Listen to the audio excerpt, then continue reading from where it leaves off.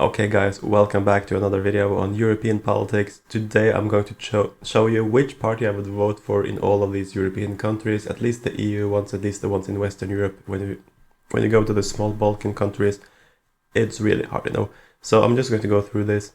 And let's start in the west with Iceland. Iceland has a very Nordic party structure, but not as much as the Scandinavian countries.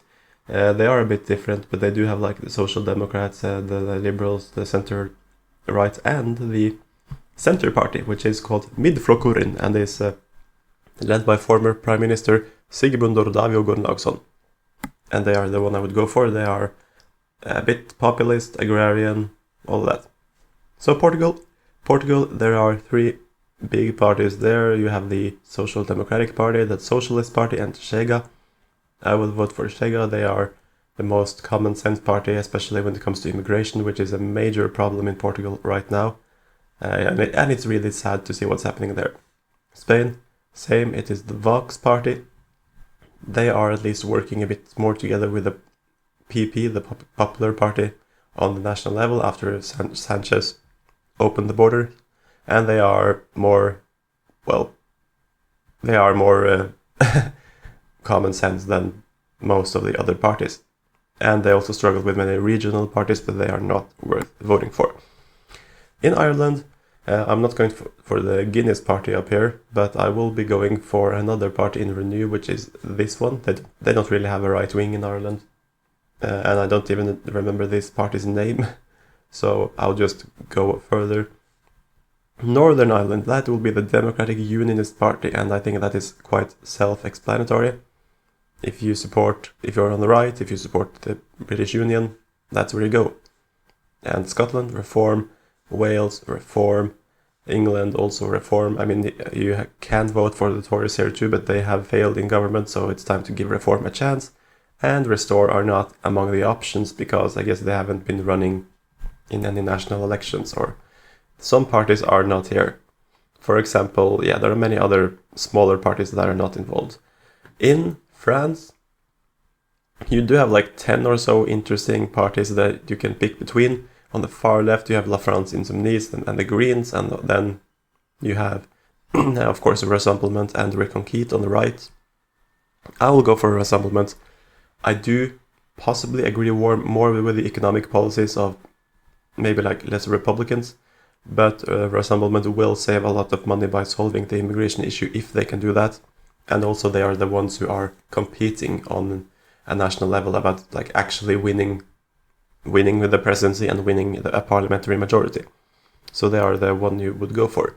Now, there are two parties I would consider in Belgium, and they're both Flemish. It's the New Flemish Alliance and it is Flemish Interest, Vlaams Belang. But I'm going for the New Flemish Alliance because they're more accepted, so they can actually form government, and they are in government now. They could not bring in Flemish Interest because they are too controversial. And then I want to vote for the party that can give results, right? And it's the same thing in the Netherlands. Here, you have some really based parties like Forum for Democracy and the Freedom Party, but they are, Forum will not be in any government for the time being, and the Freedom Party could not make their government work. So it will be A21, which is the bridge between the center-right and the far-right parties in the Netherlands. Now I think we will go on to Scandinavia, because some of these are really easy. In Norway, it's mostly left-wing parties, though many of them are getting better. It will be the Progress Party. They are the Libertarian Party there, which is most right-wing also on immigration. Sweden, it is important for the right to get the Christian Democrats over the threshold, but I will still go for the Sweden Democrats because they have been right all along in terms of seeing what problems Sweden actually has. The media is very much against them. The media in Sweden is really strongly entrenched on the far left, and that's why they're not really getting above 20%. Finland, same thing, the Finns party. Denmark, very difficult. Denmark has a 2% threshold, so there are many small parties that you could consider, but are not really going to be good at forming a government. All of these are in parliament, but there was almost a government on the center-right to the right, and the Danish People's Party was not in it, the Denmark Democrats were not in it, and it did not take form because of the moderates still bailing on. So you need to vote for strong center-right parties, and I will go for Liberal Alliance because they are libertarian and based, and they can form a government if the opportunity arises. Germany, not a lot of options in Germany. They have a very high threshold, but due to the failures of parties like the CDU, I mean, I could never vote for Merkel's party. Sorry. So it will be the AfD, and maybe that's controversial in Germany and down on the continent, but honestly, I don't see any excuse for the other parties to act the way they do. Switzerland, the major governing party there, the Swiss People's Party. In Italy, it is a choice between Meloni's Fratelli and Matteo Salvini's League. And I do have good respect for both parties, but I do know that Meloni has been a bit weak on the immigration issue, has opened up for like massive visas for people from outside of Europe, when they could just have opened up for internal European labor migrants. So that was no reason. League are more trustworthy on the immigration issue. I wish you could trust Meloni and Fratelli too, but they're doing a good job in the European Parliament, but they're not really working that well in government. So Austria, again, very few parties to actually vote for here, but you have the Freedom Party at 38%, like in the polls. They are the biggest party by far, and this is like the same as in Germany, that the other parties have tried to work together without them, and the result has just been failure. So it's the Freedom Party, and in Slovenia it will be the Slovenian Democratic Party. In Croatia, it's actually really difficult. It's either Most, HDS, DP, or, well, Domino, that's also an ECR party. Like, all of these parties. This is really difficult, but I believe it will be Most because the only people like I've met have been, like during the last year, that are active in Croatian politics have been in Most. And they are quite common sense people. Estonia, ECRE, and that is, I do not know a lot about that party, but I do know that they will be strong on Estonian values. Latvia, here I believe, yes, the New Alliance. I believe that's the name, yes. Lithuania, another difficult one. They do have like a party in ESN. I tend to go for the one in the ECR, which I do know is also like caring about the environment, and I'm all for that. Poland is really difficult. Now, there are many reasons to support Law and Justice. They have a streak of success, but then there are very many interesting smaller right-wing parties like the New Hope, Confederation, and like the Confederation of the Polish Crown are just too extreme.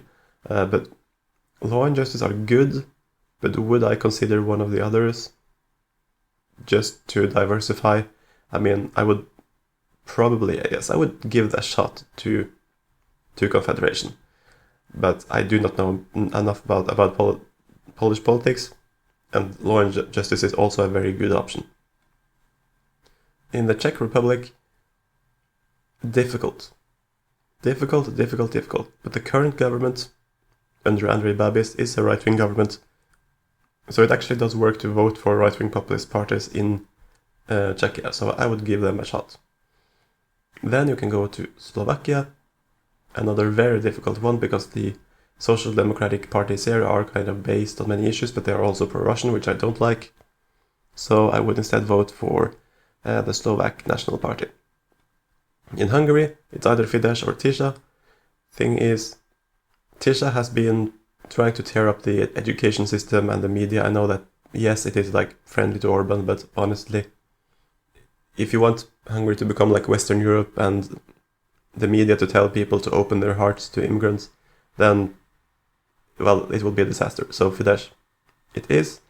In Romania, AUR is the big party there. It is the big right-wing opposition, and I think they deserve a chance, even though they do want to expand, but that's like mostly to Moldova, which many in Moldova also want to join Romania. And As I said, I'm not going to go for these non-EU countries. I definitely do not know enough about them, and also Greenland is just not worth the time. So, Bulgaria, I believe this party is called There Is Such a People. There is also the more right-wing Revival Party, but I'm not really going that way. And then there's Greece. Greece, they have the Spartans, which are far-right, but the EL, which I don't know the name of, are probably the ones I would go for. So there you have it. This is my selection of European parties. Note that many of these countries have several good options, like the Eastern Bloc, like Poland and the Czech Republic have many good options, and same with Croatia, and some others like Britain, Germany, and Spain really only have one good option. But thank you for watching. I hope this is interesting for people to both have European politics and American politics. So thank you for watching, and I'll see you next time.